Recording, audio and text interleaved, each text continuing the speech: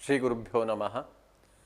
निगमाय सुकर्म बोधिने मुनये जैमिने च सूत्रिणे शबराय च भाष्यकारिणे नम ईशाय कुमारिलात्मने। सम्प्रति मीमांसा दर्शनस्य परिचयः इति विषयस्य अध्ययनं कुर्वन्तः स्मः। पाठ्यक्रमः भवति मीमांसा दर्शनस्य परिचयः इति। मीमांसायां ये च प्रसिद्धविषयाः सन्ति तेषां परिचयप्रदानार्थमेव अयं पाठ्यक्रमः निर्मितः। मीमांसायां 12 अध्यायेषु ये च विषयाः प्राधान्येन निरूपिताः सन्ति तेषां निरूपणं कर्तुम् अयं पाठ्यक्रमः स्वयमिति कार्यक्रमस्य अन्तर्गततया निर्मितः। अद्यतनविषयः भवति प्रवृत्तिः इति। सर्वेभ्यः स्वागतं। सम्प्रति प्रवृत्तिः इति विषयम् अधिकृत्य चिन्तयामः। प्रवृत्तिः कुत्र भवति? प्रवृत्तिः नाम किम् इत्युक्ते प्रयोगविधौ षट्प्रमाणानि सन्ति। श्रुतिः, अर्थः, पाठः, स्थानं, मुख्यः, प्रवृत्तिः इति प्रयोगविधि-सहकारीभूतानि षट्प्रमाणानि सन्ति। प्रयोग विधि को मदद करने के लिए 6 प्रमाण हैं, श्रुति वगैरह। 6 प्रमाणों में से अंतिम प्रमाण है प्रवृत्ति। वेद का 5 विभाग है। विधि, मंत्रः, नामधेयम, निषेधः, अर्थवादः, ऐसे। पहला विभाग है विधि। अज्ञातार्थ ज्ञापकः वेदभागः विधि, ऐसा लक्षण है। अज्ञातार्थ को बताने वाला, अप्राप्त अर्थ को बताने वाला वेद का जो भाग है उसको विधि बोलते हैं। विधि का 4 भाग है। उत्पत्ति विधि, विनियोग विधि, प्रयोग विधि, अधिकार विधि। जो तीसरा विधि का प्रकार है प्रयोग विधि, उस प्रयोग विधि में प्रवृत्ति का निरूपण आएगा। अंग विधि भी ही एकवाक्यतापन्नः प्रधान विधि प्रयोग विधि है, ऐसा लक्षण है प्रयोग विधि का। अंग विधि के साथ जो प्रयोग विधि का एकवाक्यता रूप में जो विधि है उसको प्रयोग विधि मानते। माने अंग विधि के साथ जब प्रधान विधि जुड़ जाता है उस तरह का विधि को प्रयोग विधि बोलते। एक ही विधि बनेगा। पहले अंगों का विधान करने के लिए अलग से विधान है, विधि वाक्य है। प्रधान को विधान करने के लिए अलग से विधि वाक्य है। लेकिन इन सभी विधि वाक्यों को मिला करके एक लंबा सा एक विधि वाक्य को बनाएंगे। उस विधि का नाम है प्रयोग विधि। इस प्रयोग विधि क्या करता है? अंगों के साथ प्रधान का विधान करता है। सभी अंगों के साथ प्रधान का जब विधान होगा तब एक साथ अनुष्ठान करना चाहिए, क्योंकि एक ही वाक्य से विधान हो रहा है। लेकिन यजमान तो एक ही रहेगा। एक ही यजमान सभी अंगों का, सभी प्रधानों का अनुष्ठान कर नहीं सकता एक समय में। इसलिए क्रम से अनुष्ठान करेगा, अविलंब से अनुष्ठान करेगा। इस तरह का क्रम का विधान करने के लिए, अविलंब का विधान करने के लिए 6 प्रमाण है। 6 प्रमाणों में से अंतिम प्रमाण है प्रवृत्ति ही। सम्प्रति प्रधान विषयाः के सन्ति इत्युक्ते प्रवृत्तिक्रमः, प्रवृत्तेः दौर्बल्यं, प्रवृत्तेः प्राबल्यम् इत्यादि विचाराः भवन्ति। प्रवृत्तिः स्वतः दुर्बलं प्रमाणम्। यतो हि पूर्वं निरूपितं प्रमाणानां निरूपणविषये प्रवृत्तिक्रमः अङ्गानां प्रधानेन साकं विप्रकर्षं जनयति। इतरप्रमाणानि सन्निकर्षं जनयन्ति। एवं साक्षात् क्रमबोधक शब्दः श्रुतौ भवति। अतः श्रुतिं कल्पयित्वैव विनियोगः इति श्रुत्यादीनां प्राबल्यमस्ति। परन्तु प्रवृत्तेः तादृशप्राबल्यं नास्ति, अपि तु दौर्बल्यमेव, सर्वदा दौर्बल्यं। किमर्थम् इत्युक्ते विप्रकर्षं जनयति। प्रधान के साथ अंगों का अनुष्ठान प्रवृत्ति क्रम में नहीं होगा, इसलिए प्रवृत्ति क्रम दुर्बल है। प्रवृत्तेः प्राबल्यं भवति वा इत्युक्ते प्रवृत्तिक्रमेण अनुष्ठानम् अन्तिमस्थानीयम्।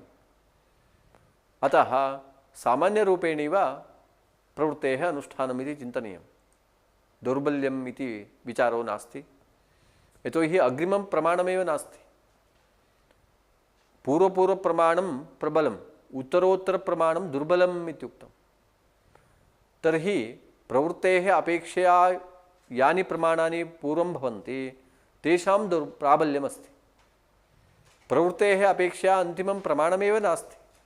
अतः प्रवृत्तेः प्राबल्यं वा इति विचारस्य अवसरो नास्ति इति पूर्वं तु श्रुतिलिङ्गादि निरूपणं यतः कृतं तत्रापि प्राबल्यदुर्बल्यविचारः जातः। श्रुतिः सर्वप्रबला, समाख्या सर्वदुर्बला इत्येव उक्तं।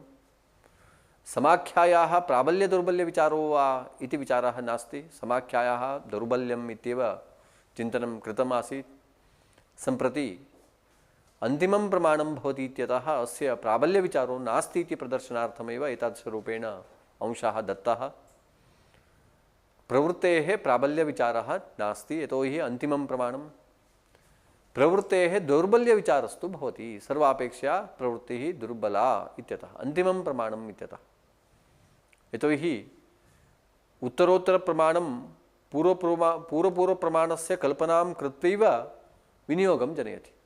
अतः पूर्वपूर्वतनं प्रमाणं प्रबलम्, उत्तरोत्तरप्रमाणं दुर्बलम्, एतद् अन्तिमं प्रमाणम् इत्यतः सर्वदुर्बलप्रमाणम्। अतः अस्य प्राबल्यचिन्ता तु नास्ति, अपि तु केवलं दौर्बल्यचिन्ता एव अस्ति इति प्रदर्शनार्थम् एवं प्राबल्यं दौर्बल्यम् इति दत्तं, केवलं विषयचिन्तनार्थमेव। तर्हि कः विषयः भवति इत्युक्ते प्रवृत्तिक्रमस्य स्वरूपं किम् इति विचारो भवति, प्रवृत्तेः दौर्बल्यविचारो भवति। प्रवृत्तेः लक्षणं किं, कुत्र द्रष्टुं शक्यते इत्युक्ते 17 प्राजापत्यान् पशून् आलभते इत्यत्र द्रष्टुं शक्यते। 17 प्राजापत्यान् पशून् आलभते इत्यनेन विहितः। आलम्भो नाम वस्तुतः स्पर्शः, शक्त्या स्पर्शः अर्थः आलम्बः, परन्तु द्रव्यदेवतासम्बन्धः अत्र प्रतीयते। कुत्र कथम् इत्युक्ते 17 प्राजापत्यान् पशून् इति पश्वालम्बः विहितः। पशुः नाम यागीयं हविः भवति, प्रजापतिः देवता, एवं द्रव्यदेवतासम्बन्धः प्रतीयते। द्रव्यदेवतासम्बन्धः कुत्र भवति इत्युक्ते यागे एव भवति, यागातिरिक्तस्थाने न भवति। द्रव्यदेवतासम्बन्धान्यतानुपपत्य यागः कल्प्यते। यतोहि आलम्भो नाम स्पर्शः, स्पर्शे द्रव्यदेवतासम्बन्धस्य अपेक्षा नास्ति। अतः स्पर्शः इति रूपः अर्थः त्यज्यते। तर्हि कः अर्थः स्वीक्रियते इत्युक्ते अत्र व्यागरूपः अर्थः स्वीक्रियते। प्रजापतिदेवतोद्देशेन द्रव्यत्यागः इति। अत्र 17 अस्ति उत्पत्तिवाक्येन श्रुता, तर्हि 17 यागाः सन्ति इति ज्ञायते। प्राधान्येन 17 यागाः सन्ति, उत्पत्तिवाक्येन संख्या श्रुता इत्यतः 17 पशुयागाः सन्ति। परन्तु देवता का इत्युक्ते प्रजापतिः, प्रजापतिः देवता इत्यतः एका एव देवता। तर्हि सम्प्रतिपन्नदेवता कः यागः इति व्यवहारः। सर्वेषां बहूनां यागानां यत्र देवता एका भवति तत्र सम्प्रतिपन्नदेवता कः यागः इति व्यवहारः। एवम् अयं सम्प्रतिपन्नदेवता कः यागः भवति, प्रजापतिदेवता कः यागः। कति पशवः सन्ति अत्र इत्युक्ते 17 पशुयागाः, 17 यागाः सन्ति, अतः 17 पशवः सन्ति। अंगानि कानि सन्ति, पशुअंगानि। पशु के लिए जिन अंगों का अनुष्ठान किया जाता है उन अंगों का क्रम ऐसा है। उपाकरण, नियोजन, पर्यग्निकरणम। उपाकरण है, नियोजन है, पर्यग्निकरण है। उपाकरणं नाम किम् इत्युक्ते स्पर्शः, दर्भेन यदा स्पर्शः क्रियते उपाकरणम् इति नाम। नियोजनं नाम यूपे बन्धनं यदा क्रियते नियोजनम् इति नाम। पर्यग्निकरणं नाम किम् इत्युक्ते परितः अग्निकरणम्। उपाकरण माने 2 दर्भ से जब स्पर्श करेंगे उसका उपाकरण ऐसा नाम है। नियोजन माने यूप में पशु को बांधना। यूप में पशु को जब बांधेंगे उसको नियोजन कहते हैं। यूप माने पशु को बांधने के लिए जो भी लकड़ी का विशेष है, पदार्थ है, उसको यूप कहते हैं। पर्यग्निकरणम, चारों तरफ दर्भ को जला के जब चारों ओर घुमाएंगे उसको पर्यग्निकरणम कहते।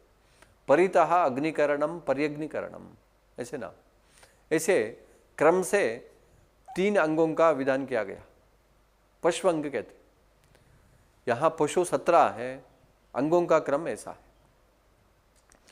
है। तो अंगों का अनुष्ठान कैसे करेंगे? एवं प्रकारेण उपाकरणम इति आदिमम अंगम तस्य अंगस्य अनुष्ठानं कस्मादारभ्य इत्युक्ते प्रथम पशोः आरभ्य अनुष्ठानं। प्रथमम् अस्य उपाकरणं, द्वितीयम् अस्य उपाकरणम्, अनन्तरम् अस्य उपाकरणम्, एवं क्रमेण उपाकरणं क्रियते। सर्वेषां पशूनाम् उपाकरणम् आदौ क्रियते। कस्मादारभ्य इत्युक्ते प्रथम पशोः आरभ्य इति चिन्तयामः। प्रथम पशु आरभ्य कर्तुं शक्यते, अथवा दूसरा पशु से कर सकते हैं, अथवा तीसरा पशु से कर सकते हैं, अथवा अंतिम पशु से उपाकरण कर सकते हैं। प्रथम अंग का अनुष्ठान के लिए कोई नियम नहीं, और अंतिम पशु से भी कर सकते हैं, प्रथम पशु से कर सकते हैं, 5वां पशु से कर सकते हैं, अथवा दूसरा पशु से कर सकते हैं, उसमें कोई नियम नहीं।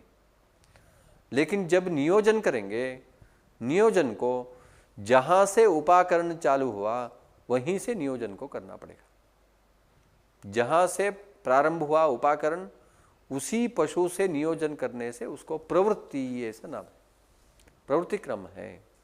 प्रथम प्रवृत्ति, प्रवृत्ति माने प्रथम प्रवृत्ति, जहां से शुरुआत हुआ अंगों का अनुष्ठान, वहीं से दूसरा अंग का, ऐसे वहीं से तीसरा अंग का अनुष्ठान करने से उसको प्रवृत्ति क्रम बोलते। प्रवृत्ति माने प्रथम प्रवृत्ति, जहां से अंगों का प्रारंभ हुआ। यहाँ क्या किए?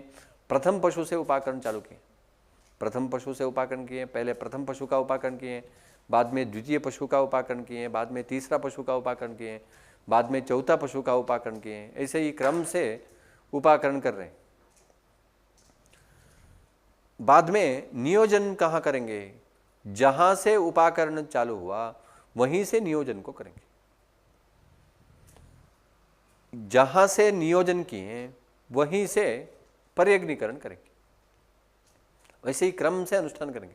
जहां से उपाकरण है वहीं से नियोजन है, जहां से नियोजन है वहीं से पर्यग्निकरण है। इस क्रम को प्रवृत्ति क्रम बोलते। एवं प्रवृत्ति क्रमः भवति। अयमेव प्रथम प्रवृत्तिः इति वक्तुं शक्यते। यस्मात् पशोः उपाकरणादिकं प्रथमस्य अंगस्य आरंभः, तस्मात् द्वितीयादीनाम् अंगानाम् अनुष्ठानम् इत्यत्र यत् प्रमाणमस्ति तस्य प्रमाणस्य नाम प्रवृत्तिः इति। एवं प्राबल्य दुर्बल्य विचारार्थम् एतादृशरूपेण चित्रं प्रदर्शितम्। अन्तिमं प्रमाणं भवति प्रवृत्तिः। प्रवृत्तेः विचारः प्रचलति। श्रुतिः आदिमं प्रमाणं, यतोहि सर्वप्रबला अस्ति। क्रमबोधकः प्रत्यक्षः शब्दः श्रुतौ भवति। क्रम को बताने वाला जो शब्द है उस तरह का शब्द श्रुति में रहता है, क्योंकि क्रमबोधक प्रमाण है। क्रम को बताने वाला शब्द श्रुति में रहता है, इसलिए श्रुति प्रमाण प्रबल है। सबसे दुर्बल प्रमाण है प्रवृत्ति, क्योंकि प्रधान के साथ विप्रकर्ष कराता है, सन्निकर्ष नहीं कराता है अंगों का। इसलिए प्रवृत्ति क्रम सबसे दुर्बल है और श्रुति प्रमाण सबसे प्रबल है। और अर्थ प्रमाण से भी श्रुति की कल्पना करेंगे, पाठ से भी श्रुति की कल्पना करेंगे, इसी प्रवृत्ति से भी श्रुति कल्पना करेंगे। इसलिए प्रवृत्ति प्रमाण दुर्बल है, श्रुति प्रमाण प्रबल है। क्योंकि अर्थ हो, पाठ हो, जो भी प्रमाण हो, प्रवृत्ति हो, सभी प्रमाण श्रुति से आश्रित है। लेकिन श्रुति प्रमाण किसी का आश्रय नहीं लेता है, इसलिए स्वतंत्र प्रमाण है। इसलिए श्रुति प्रमाण प्रबल है, प्रवृत्ति प्रमाण दुर्बल है।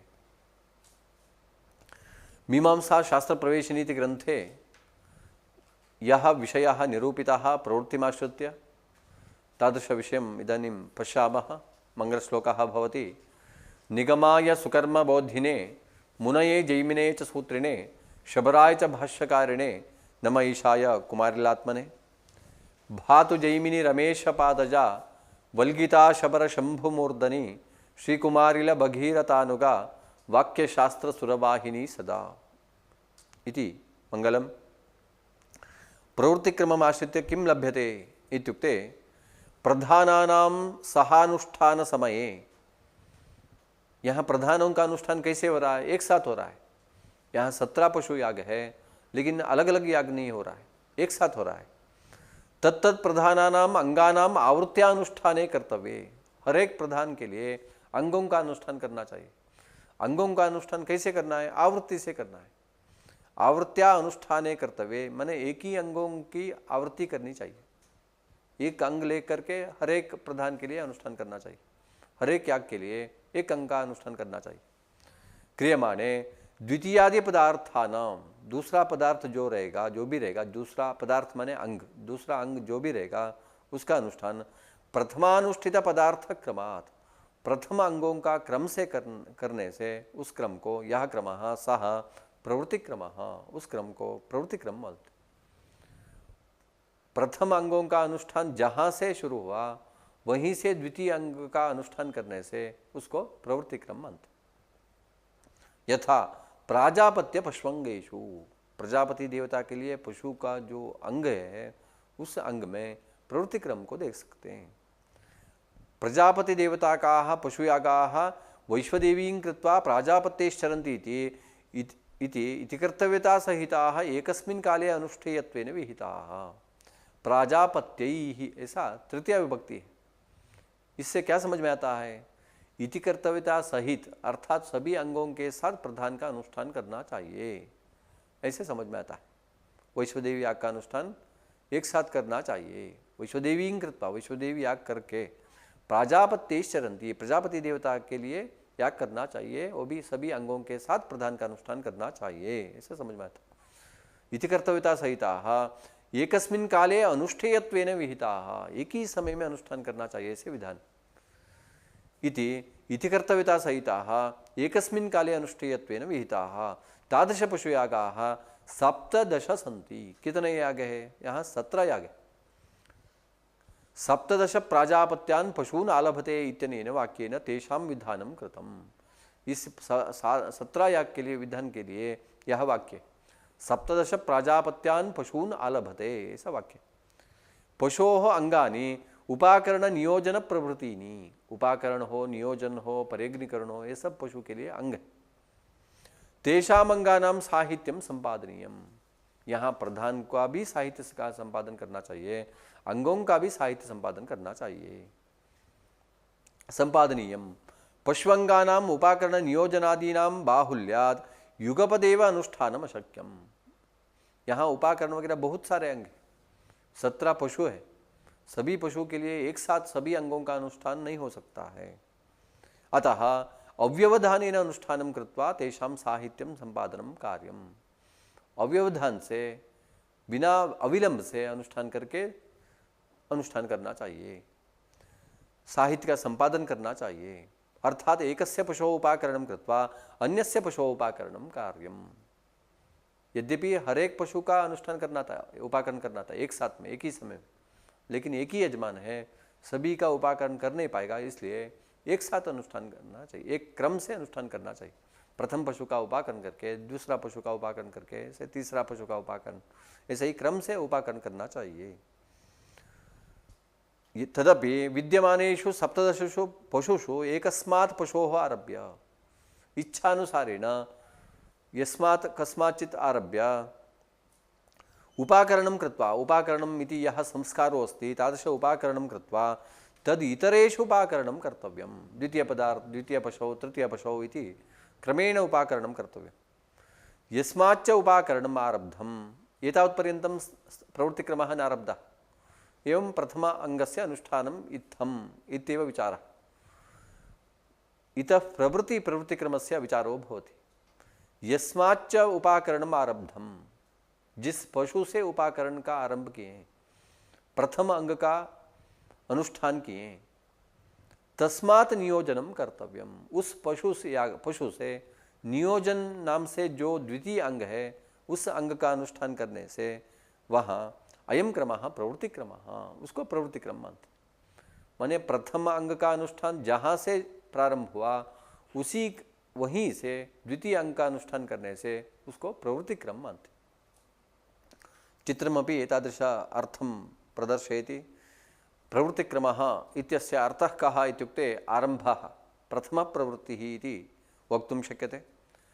प्रजापतिदेवताकाः 17 पशुयागाः विहिताः सन्ति अत्र। प्रथमपशुयागः, द्वितीयपशुयागः एवं 17 पशुयागाः सन्ति। वस्तुतः भिन्नयागाः सन्ति, परन्तु तेषाम् अनुष्ठानं कथं क्रियते इत्युक्ते युगपदेव क्रियते। किमर्थम् इत्युक्ते सम्प्रतिपन्नदेवताकत्वात्, एकदेवताकत्वात्। सम्प्रतिपन्नदेवताकत्वं माने क्या है? जब बहुत यागों का, अनेक यागों का देवता एक है तब संप्रतिपन्न देवता के याग है ऐसे मानते। उपाकरण, नियोजन, पर्यग्नीकरण वगैरह अंग याग है, अंग कर्म है। हर एक पशु याग के लिए उपाकरण वगैरह को करना पड़ता है, लेकिन जहाँ से उपाकरण चालू हुआ, प्रथम अंग का प्रारंभ हुआ, वहीं से नियोजन वगैरह द्वितीय अंग का अनुष्ठान करना ही प्रवृत्ति क्रम।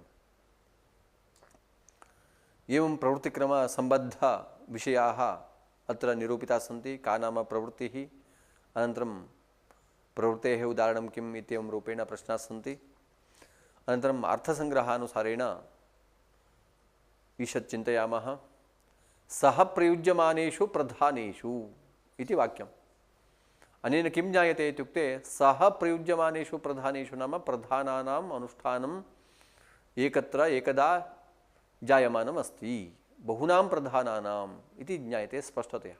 प्रधानेषु तर्हि अत्र प्रधानयागाः बहवः सन्ति। कति यागाः इत्युक्ते 17 त्वसंख्या अस्ति इत्यतः 17 यागाः सन्ति। सन्निपातिनाम् अंगानां, प्रधानमाश्रित्य अंगानि बहूनि सन्ति।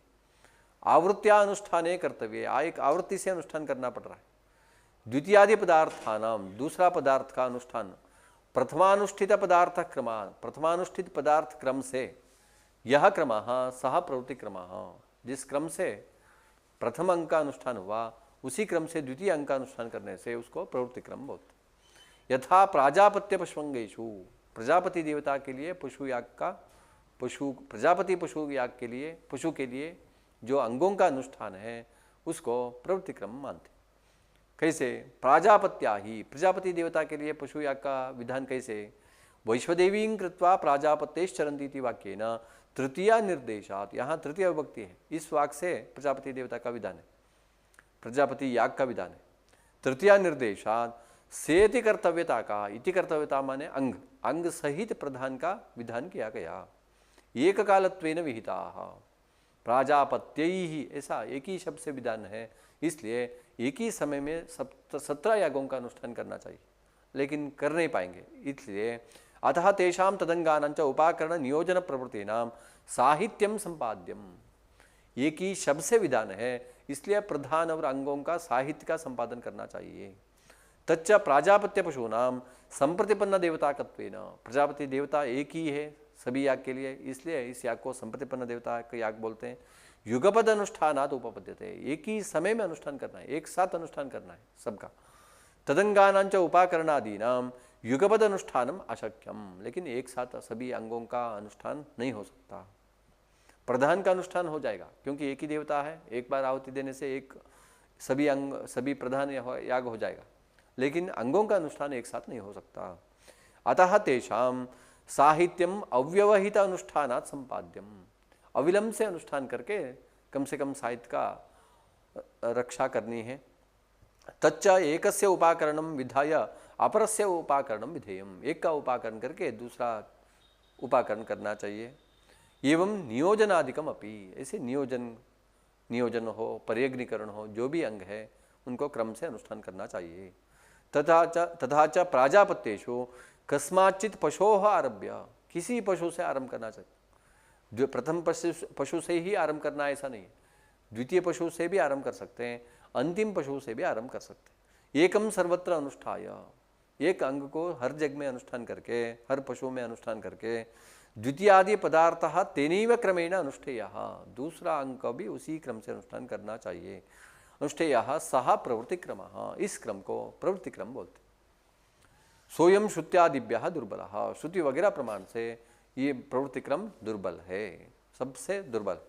तदेवं संक्षेपतः निरूपितः षड्विधि क्रम निरूपणेन प्रयोग विधि एवं क्रम विधि प्रयोग विधि निरूपितः अस्ति। प्रयोग प्राशुभावबोधको विधि प्रयोग विधि इति लक्षणं पूर्वमुक्तं।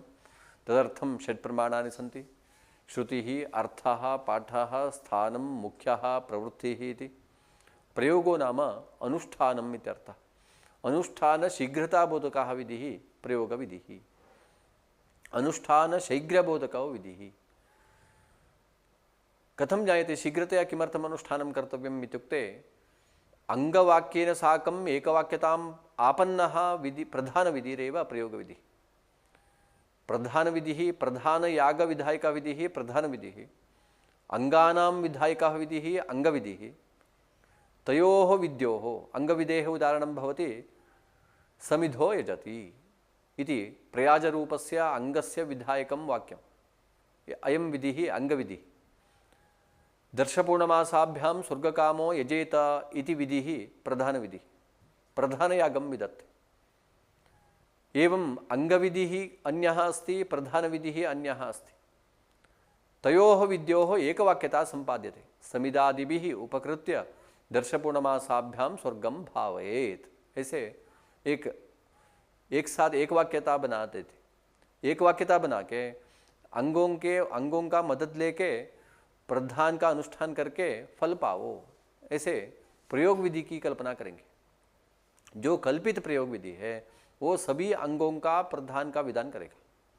एक ही विधि विधान कर रहा है, इसलिए एक साथ अनुष्ठान करना चाहिए, एक ही समय में अनुष्ठान करना चाहिए। एक वारं परंतु अनुष्ठानं कर्तुं न शक्यं यतोहि यजमानानां संख्यापि निश्चिता अस्ति, ऋत्विजां संख्यापि निश्चिता अस्ति। तर्हि कर्तुः बाहुल्यं सम्पाद्य अनुष्ठानं कर्तुं न शक्यते। तर्हि किं कर्तव्यम् इत्युक्ते क्रमेण अनुष्ठानं कर्तव्यम्, अविलम्बेन अनुष्ठानं कर्तव्यम्। एवम् अविलम्बेन अनुष्ठान सम्पादनार्थं क्रमस्य अपेक्षा अस्ति। क्रमाकाङ्क्षायां षट् प्रमाणानि क्रमं बोधयन्ति। एवञ्च श्रुत्यादीनि षट् प्रमाणानि क्रमबोधकानि सन्ति। एतादृश प्रमाणसहकृतः विधिः प्रयोगविधिः। अंगानां प्रधानानां च क्रमं विधत्ते, क्रमं बोधयति। एवं प्रयोगविधिः अस्माभिः ज्ञातः।